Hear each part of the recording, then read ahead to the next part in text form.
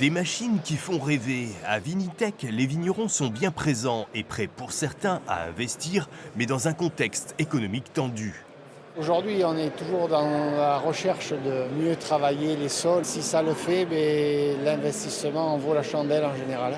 C'est compliqué maintenant d'avoir des machines neuves. On va beaucoup sur l'occasion, plus facilement que sur du neuf.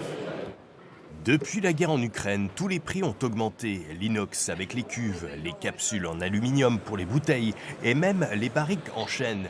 D'ici 2024, leur coût pourrait augmenter de 30%, d'où la création à la tonnellerie Baron d'un marché de l'occasion en ligne. Pour des bouteilles à 10 ou 15 euros, aujourd'hui, c'est très difficile d'utiliser du fût neuf, clairement. Donc aujourd'hui, on a toute la clientèle de 20 très haut de gamme à 50, 60 euros qui peut encore se payer des fûts, mais plus ça va, plus le panel d'acheteurs potentiels de fûts neufs va se réduire, clairement. Depuis plusieurs mois, les trois gros fabricants de bouteilles en verre produites à partir de gaz travaillent à flux tendu.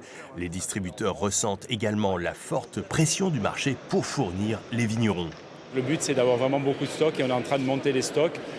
Bien entendu, c'est difficile parce qu'il n'y a pas de bouteilles sur le marché, mais on fait le maximum pour avoir du stock et livrer nos clients dans les meilleures conditions.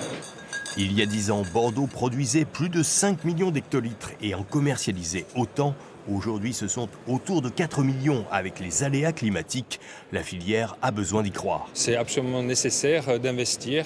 On va vers une viticulture de plus en plus précise, avec de plus en plus d'exigences.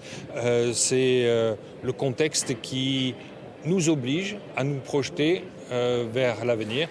Le marché le plus durement touché est celui des vins en vrac où l'activité est à l'arrêt. Sur ce secteur, les petits vignerons vont manifester mardi prochain à Bordeaux.